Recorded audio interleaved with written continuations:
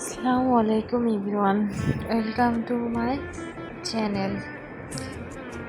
আজকে আমি দেখাবো নতুন একটা রেসিপি, কই মাছ দিয়ে আলু দিয়ে বেগুন দিয়ে ঝোল। কই মাছের ঝোল আলু দিয়ে বেগুন দিয়ে আর কি।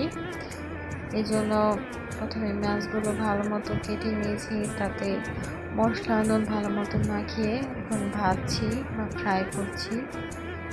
দেখতে পাচ্ছেন আমি কীভাবে ফ্রাই করছি। মাছগুলো খুব ভালো মতো ভাজবেন,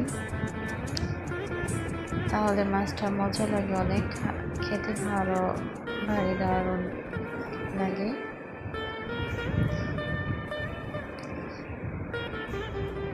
আলু বেগুন দিয়ে কই মাছটাও খুব ভালোই লাগে। সবসময় আলু বেগুনটা হাতের কাছে পাওয়া যায়, অন্য সব সবজি না পাওয়া গেলেও। প্রথমে তেল দিয়ে দিলাম, মাছ ভাজার তেলই ছিল। এখানে পেঁয়াজ কাঁচামরিচ দিয়ে দিলাম। পেঁয়াজ কাঁচামরিচগুলো ফ্রাই করব যতক্ষণ না ব্রাউন কালার আসে রঙটা। দেখেন, পেঁয়াজ এবং কাঁচামরিচ কুচি আমি ভালো মতো ভেজে নিচ্ছি।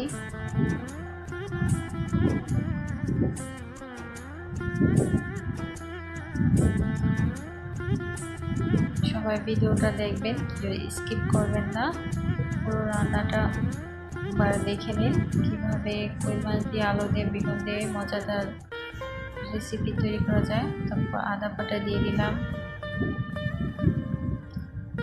একটু পানি দিয়েছি, ওইটুকু স্কিপ করেছি। হলুদের গুঁড়ো, মরিচের গুঁড়ো দিয়ে দিলাম, ভালো মতো ম্যাশ করতেছি। নেড়ে চেড়ে একটু নুন দিয়ে দিলাম পরিমাণ মতো, ভালো মতো কষিয়ে দিব মশলাটা।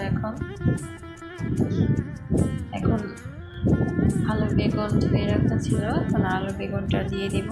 এই পর্যায়ে মশলাটা একটু কষানো হলে আলু বেগুনটা দিয়ে দিব।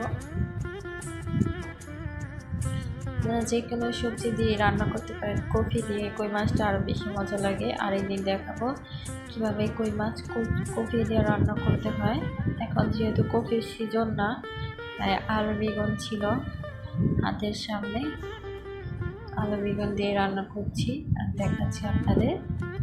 আলু বেগুন দিয়েও খুব মজা লাগে কই মাছের ঝোলটা। পাশে আমি কাঁকরোল এবং আলু ভাজি করতেছি। দুই চুলা রান্না বসিয়ে দিয়েছি, দুপুরে রান্না আজকে। ভালো মতো কষিয়ে নিচ্ছি আলু বেগুনটা। এক চুলায় ভাজি হয়ে যাচ্ছে আমার প্রায়। কাঁকরোল ভাজি করতেছি এবং কাঁকরোল দিয়ে আলু ভাজি। দেখতেই পাচ্ছেন আমার ভাজিটাও হয়ে যাচ্ছে, আবার তরকারিটা কষানো হয়ে যাচ্ছে। দেখেন আলুগুলা ফ্রাই হয়ে গেছে কষাতে কষাতে। এখন এই পর্যায়ে আমি পানি দিয়ে দিব।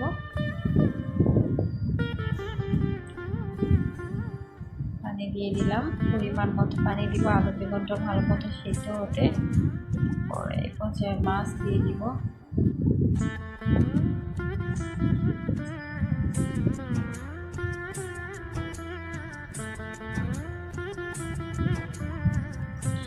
জ্বালা না দিয়ে রোদ আসছে, কালারটা একটু অন্যরকম দেখা যাচ্ছে।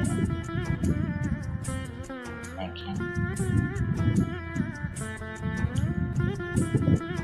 সিদ্ধ হচ্ছে, মাছের সাথে আলু বেগুনটাও ফ্রাই হয়ে যাচ্ছে আমার তরকারিটা।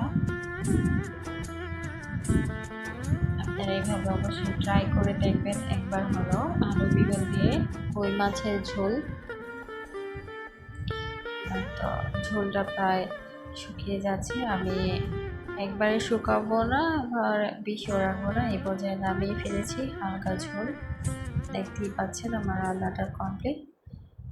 আসসালামু আলাইকুম, সবাইকে ভালো থাকবেন সবাইকে, আর সবাইকে অসংখ্য ধন্যবাদ এতক্ষণ সাথেই থাকার জন্য।